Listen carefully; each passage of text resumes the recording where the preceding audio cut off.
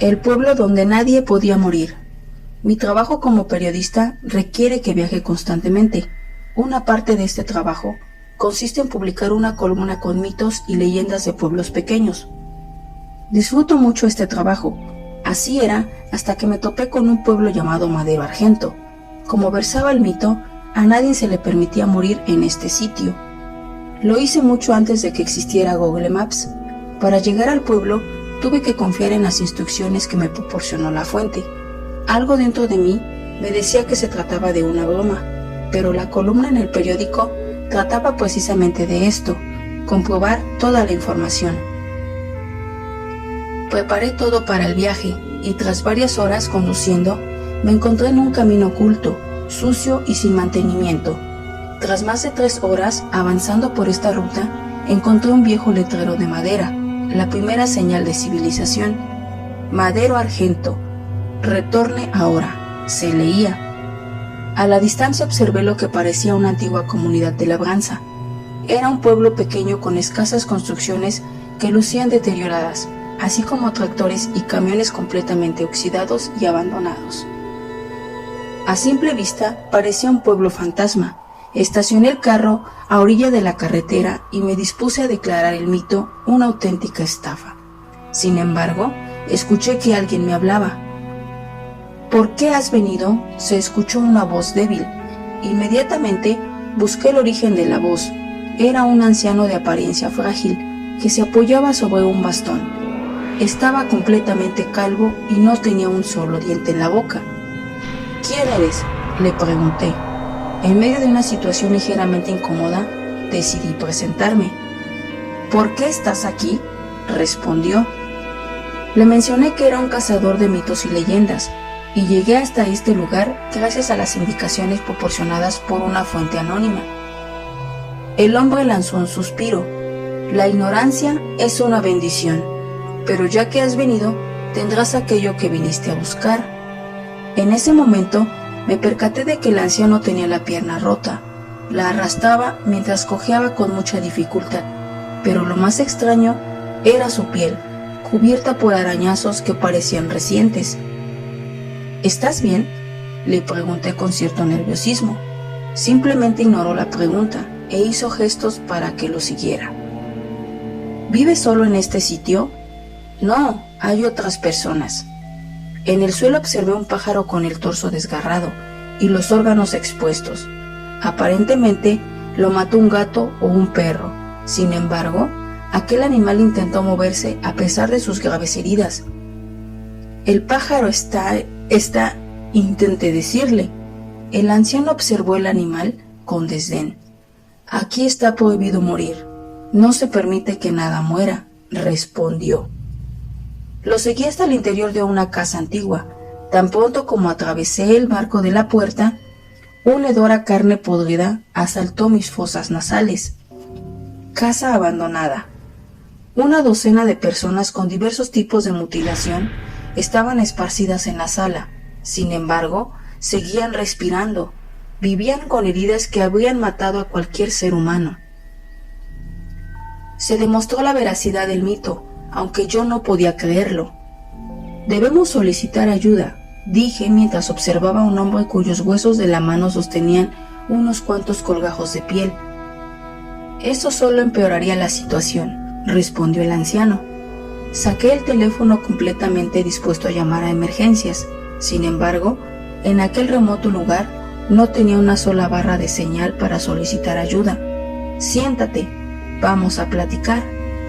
Completamente avasallado por lo que veía, no logré encontrar las palabras para formular un argumento coherente. Has venido para conocer la historia de Madero Argento y te la voy a contar, dijo el anciano. Me senté y observé a todas aquellas personas sufriendo en ese lugar. La mayoría tenía heridas tan terribles que ni siquiera les permitían hablar y se limitaban a emitir gemidos de agonía. En el lugar donde estaban sentados, cada herida parecía reciente, como si se las hubieran hecho ese mismo día.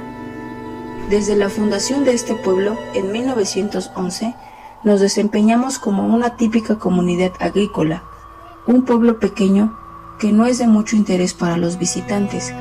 La mayoría nacimos y crecimos en este lugar, por lo que esas extrañas ocasiones en que alguien nos visitaba se armaba un revuelo, era motivo de celebración. El hombre se detuvo un instante para observar su pierna rota. Entonces, en 1956, un hombre llegó a Madero Argento, a bordo de un auto de lujo y vestido con finas prendas. Contrastaba demasiado con el modesto estilo de nuestro pueblo. Dijo que no venía a hacer negocios, y mucho menos establecerse en la región. Simplemente quería vivir un año en nuestra comunidad. Además, prometió que cuando su visita terminaría, nos obsequiaría algo que jamás olvidaríamos. Apenas terminó de hablar el anciano, escuchó unos débiles gritos provenientes del exterior.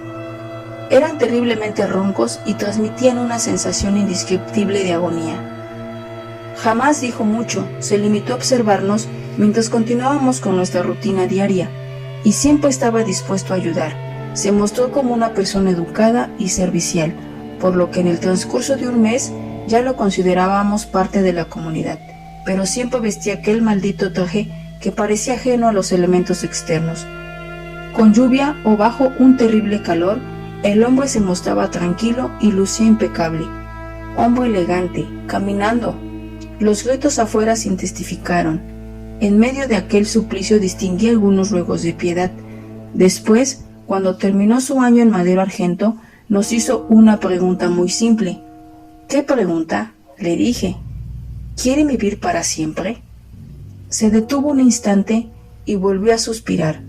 Los gritos de fondo parecían intentar llamar mi atención, como si supieran que estaba allí. En un primer momento nos reímos de la propuesta. Aunque la muerte no era nuestra enemiga, tampoco la queríamos cerca. Tras un extenso debate, el pueblo decidió llevar la respuesta a votación. Ya puedes ver lo que elegimos. Me aproximé a la ventana intentando averiguar el origen de los gritos.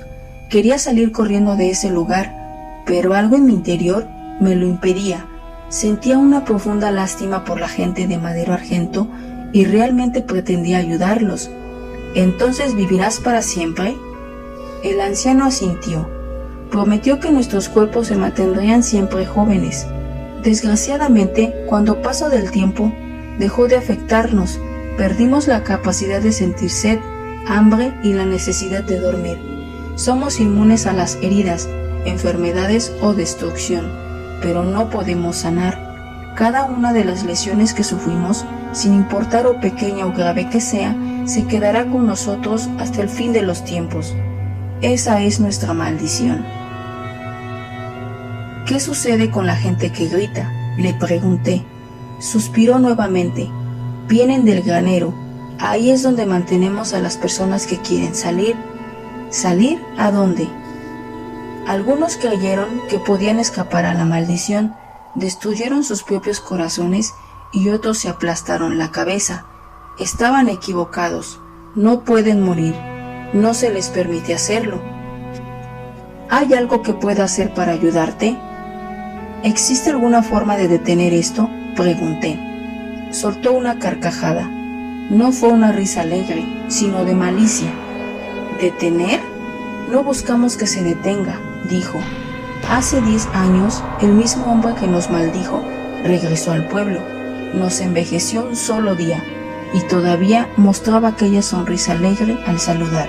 Nos ofreció la muerte, liberar nuestras almas y salvarnos de esta terrible vida. ¿Por qué no aceptaron? Se detuvo y la sonrisa se esfumó de su rostro. Porque nos contó lo que sucede después de la muerte, y te puedo asegurar que es un destino mucho más terrible al que estamos condenados.